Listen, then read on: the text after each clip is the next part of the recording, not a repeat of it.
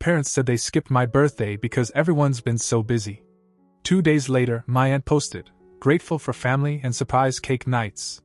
It was for my sister. I waited. Then my mom messaged, "You're still covering the electricity, right?" I replied, "Definitely." Then I shut off every account I managed. Left a note in the smart thermostat. Find warmth in each other. At 8:03 a.m., I got 41 missed calls. One said, "Emergency." What really got to me wasn't that they missed my birthday. It was that they didn't even try to lie about it. No fake excuse, no white lie, not even a rush text pretending they remembered late. Just complete silence.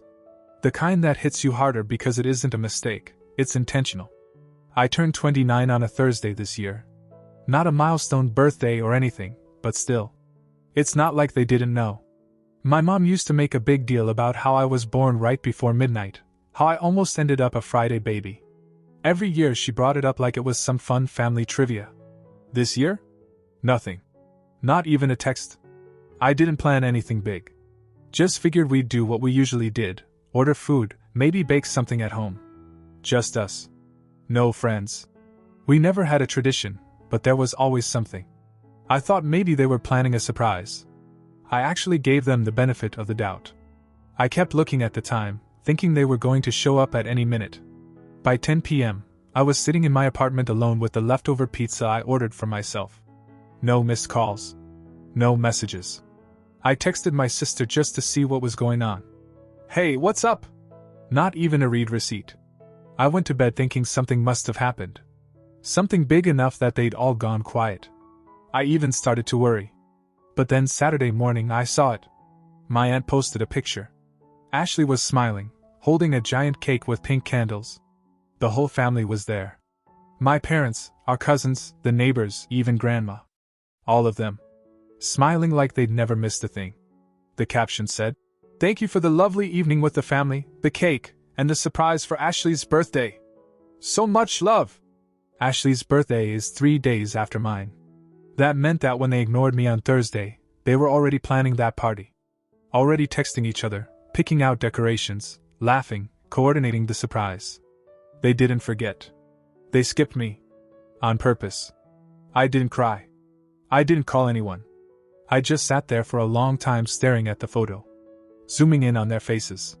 At one point I actually laughed, but it wasn't because anything was funny.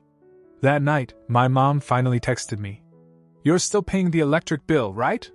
No mention of my birthday. No apology. Just straight to business, like I was a utility company. I stared at that message for a while before I typed back. "Of course." Then I got to work. I opened every account, electric, internet, Netflix, the streaming subscriptions, even the Amazon Prime they used to order everything. All in my name. All set up last year when Dad lost his job and they said they were rebuilding. I shut down everything. I drove to their house after midnight. I didn't knock. I still had the spare key. I left one thing behind, a sticky note on the thermostat. It just said, "Find warmth in each other." That was all. By 8:03 the next morning, I had 41 missed calls. Some from my mom. Some from Ashley. One from Dad.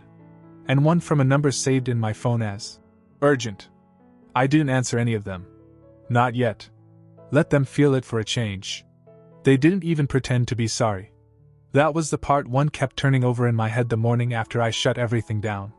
No one even tried to lie, to claim they'd sent a message and it didn't go through. They just acted like it wasn't a big deal. I guess to them, it wasn't. After I left the note on the thermostat and walked out, I turned my phone off for 24 hours. Not to make a point, but because I didn't trust myself not to answer if they started calling. I knew I'd say too much too fast.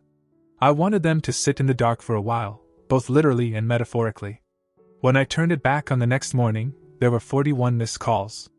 A bunch of voicemails. The first few were calm. Confused voices, mostly from my mom and Ashley. "Hey, something's wrong with the Wi-Fi. Netflix isn't working. The thermostat won't turn on." By the fifth voicemail, my dad's voice started showing up. Less confused. More irritated. "Did you forget to pay the bills? What's going on here?" There was one from Ashley, annoyed and sarcastic. "If this is about your birthday, that's really childish, not 10. That one I saved. By the end of the day, my mom finally sent a message that acknowledged the shutdown.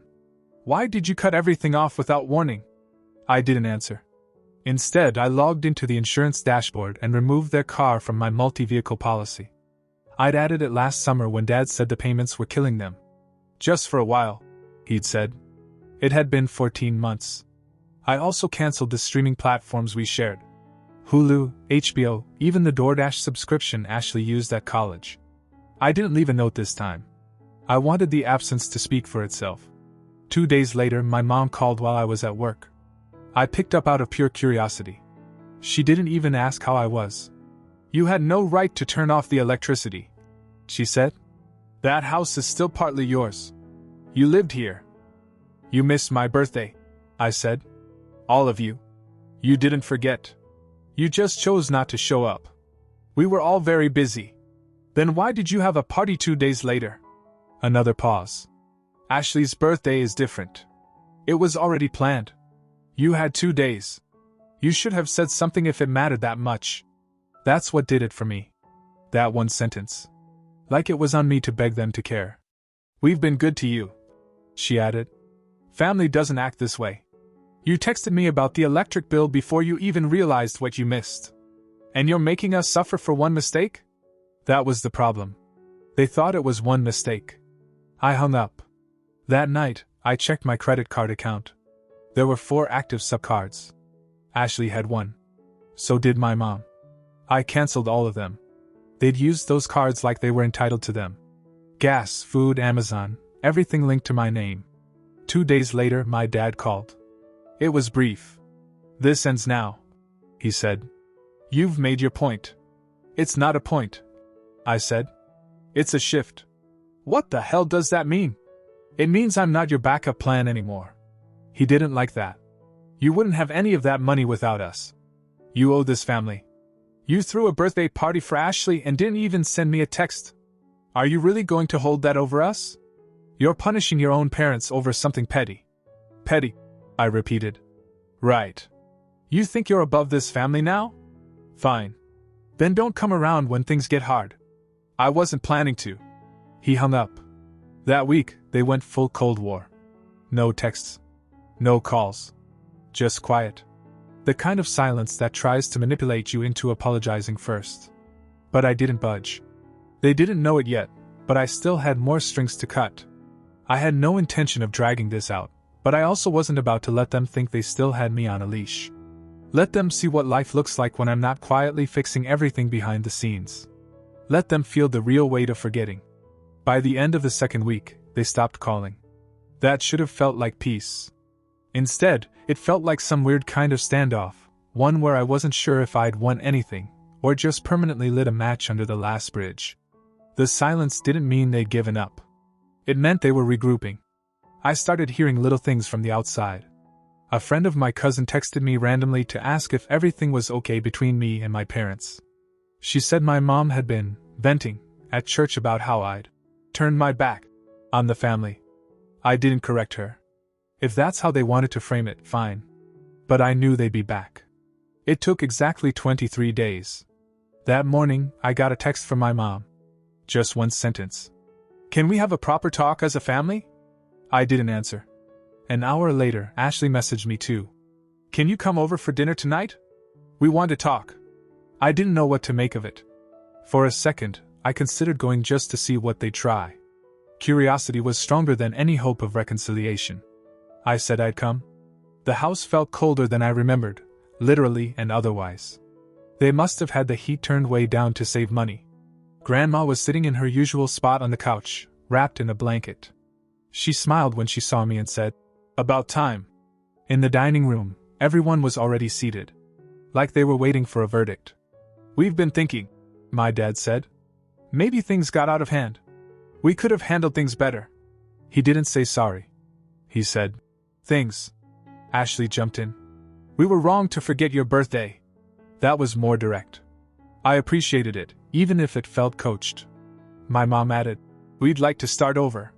Have dinner together like we used to. Maybe reconnect." It was the most united front they'd put up in years. I nodded slowly. I wasn't sure if it was genuine or just strategy, but I wanted to believe it. So I said, "Okay. We can try." For the next hour, we actually talked. About small things. Work. Grandma's health. A new dog someone in the neighborhood got. It felt normal. Strange, but kind of nice. At the end of the night, just as I was putting on my jacket, my dad said, "So now that we've cleared the air, maybe you could help out again. Just with the insurance and utilities for now. Until we get back on track." Of course. There it was. I said no. He blinked like he hadn't heard me right. I said no. "I'm not doing that again." The mood in the room flipped like a switch. My mom looked at him, and he stood up. "If you're not going to help your own family, then maybe you don't belong here." Grandma looked up sharply and said, "That's enough." But it wasn't. He pointed at the door. "You can leave." I didn't argue. I walked out. It was the first time I felt truly done. A few days later, I got a message from Grandma. She wanted to meet. Not at their house. At mine. She said they needed to come to me this time. That was the beginning of something different. I had no idea what was coming next. They showed up without warning. Well, not entirely without warning. Grandma called that morning. She asked if I'd be home, said it might be a good idea to stay in. She didn't say why.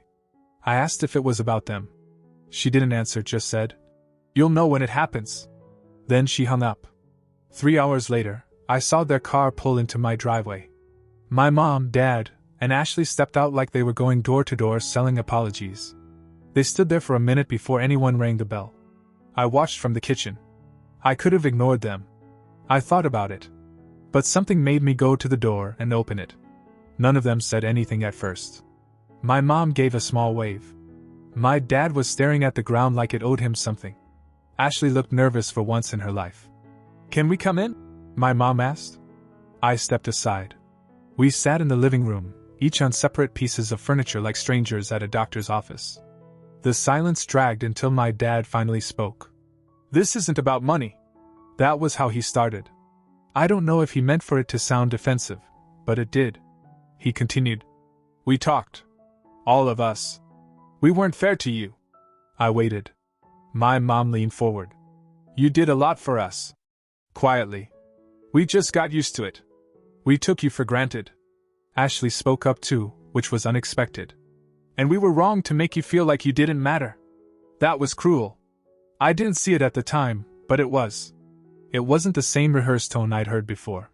It sounded like they'd actually talked, maybe even argued about it. Maybe Grandma got through to them. My mom looked around the room. "We're not here to ask you to fix anything. We just want to know if it's too late to start over. Not with help. Just with you." I didn't answer right away. I looked at them, all sitting there like visitors in a stranger's house. It was the first time they'd entered my space not expecting anything. "I'm not helping with the bills again," I said. "Not 1 cent. That part's over." My dad nodded slowly. "Understood. Everything from now on has to be real. No asking for favors disguised as conversations. No guilt. No silence when it matters." They all agreed. I wasn't sure I believed it would last. But I let them stay. We talked for a while. About little things. Grandma's cooking. Some old neighbor that moved out. My job. Nobody asked me for anything. And it felt almost normal. They left after a couple hours. My mom hugged me, carefully, like she wasn't sure she was allowed. My dad just said, "Thanks for letting us come." Ashley said nothing, just smiled like someone who wasn't sure what came next. After they left, I sat on the couch staring at the empty space they just filled. I wanted to believe they'd changed. But I'd also lived long enough to know people don't flip switches. They adjust when they're cold, and they go back to old habits the moment the heat's back on. 2 days later, I got a letter in the mail. No return address. Inside was a small white card. Handwritten. Careful block letters. "You've reminded them what it feels like to lose something. Don't forget what it felt like to be forgotten." No signature. No name. Just that. It shook me more than any of their apologies. Because it was the truth. I had spent years making sure they never felt the absence of anything.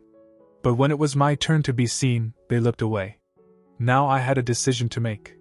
Not about them. About me. Whether this was healing, or just the eye of the storm. The letter sat on my counter longer than it should have. I moved it once to wipe underneath, then put it right back like it belonged there. It wasn't threatening. But it wasn't comforting either. Just a quiet sentence I couldn't stop thinking about. You've reminded them what it feels like to lose something. Don't forget what it felt like to be forgotten. Part of me thought one of them had written it, Ashley maybe, or even Grandma. But the handwriting didn't match. It was too neat. Block letters, like someone who didn't want their style recognized. Which made it worse. Someone knew, someone was watching close enough to send a reminder. And they were right. At first, things stayed quiet. Uneventful even. The group chat that had been dead for weeks suddenly had small pings. My mom sent a photo of Grandma holding a pie she baked. My dad said Happy Monday, one morning out of nowhere, which I ignored. Ashley DM'd me a meme about siblings that she would have never sent a month ago. I didn't know if it was an olive branch or bait. For a while, it felt almost like a life I could have believed in if I hadn't lived the last 3 decades. And then, predictably, the tone shifted. It was Friday night when I got the message from my mom.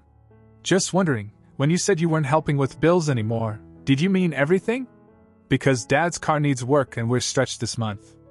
I didn't respond. Saturday morning, Ashley called. She jumped straight into it like we were already mid-conversation. So, about the car thing. I think Mom texted you. Yeah. She waited. And? I said I'm not helping anymore. There was a silence on the line like she was genuinely surprised. But things are better now. That was the whole point of coming over. No, the point was honesty. I'm being honest. I'm not paying for things anymore. Well, this isn't like a luxury, not 10. It's the car. Dad needs it for work. I could hear the irritation rising, but I didn't feed it. I'm not doing it. You're unbelievable sometimes, you know that? And she hung up. By the time I checked my phone that evening, I had 3 messages from my dad. All of them short. So this is how it's going to be.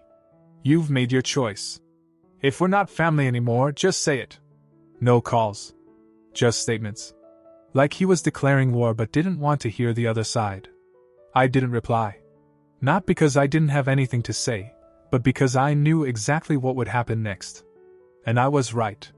Sunday, I drove over to Grandma's. She'd asked me to pick up some groceries for her. Eggs, bread, a specific brand of orange marmalade she swore by. I didn't ask how she was getting by without the family credit card I'd cancelled. I had a feeling she'd never used it anyway. When I walked in, she was in her robe, slippers, reading a paperback mystery novel with half the pages falling out. She smiled when she saw me, but her face dropped just slightly as she said, "They're slipping again." I know.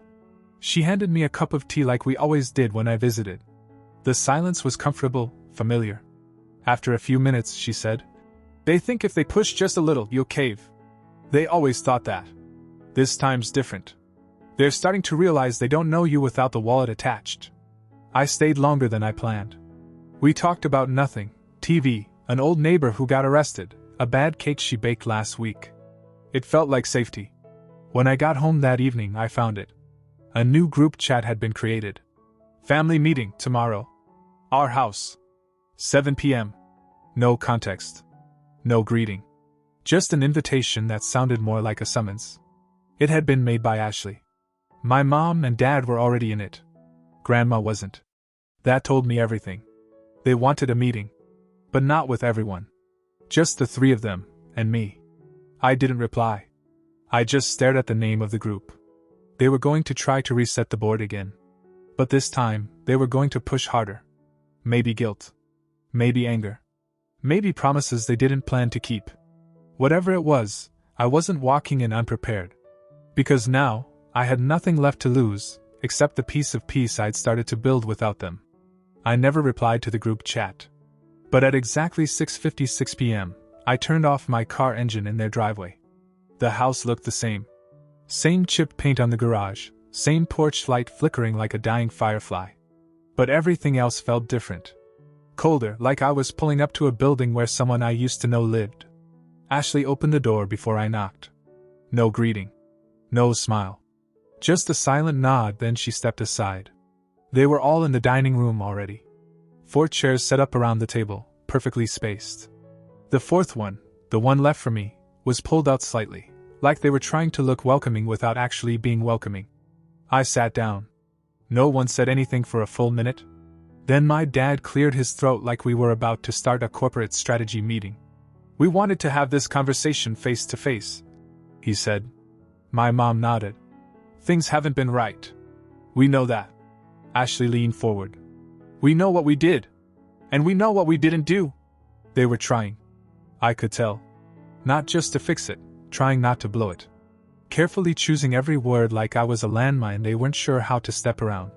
"We took advantage of you," my mom said. "And we let it go too far. You were there for us, and we gave nothing back.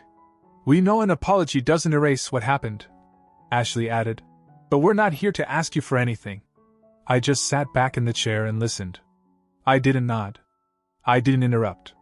I wanted to hear the full version of their truth before I said anything. "We miss you," my mom said. "Not what you did for us. You. That's what we're asking for, a second chance to know our son again." That part almost hit something in me. Almost. When they were done talking, I sat up and said, "I forgive you." I meant it. At least, the part of me that needed to let go did. They exhaled like I'd lifted some invisible burden off their backs. There was this brief, strange moment where everything felt suspended, like we were on the edge of something new. For a little while after, we just talked. Casual stuff. Safe topics. A movie Ashley watched. Grandma's blood pressure. My mom made a joke about burning chicken last week. It was almost eerie how normal it felt. Then, as I was standing up to leave, my dad said it. "So, down the line, once things settle again, you'd maybe be open to helping a little? Not like before. Just a bit. We could really use it." The words hung in the air like smoke. I turned to him slowly. "No." He blinked. "No, not right now. I meant in the future. Once." "No," I said again. "Not later. Not ever." It wasn't loud. It didn't need to be. My mom looked like she wanted to say something, but didn't. Ashley looked like she couldn't believe I'd actually said it. My dad stood up. "Then what the hell was all this? This was me giving you a chance to be honest. And you were. But the moment things felt stable, you started looking for an opening." He pointed toward the door. "You can go."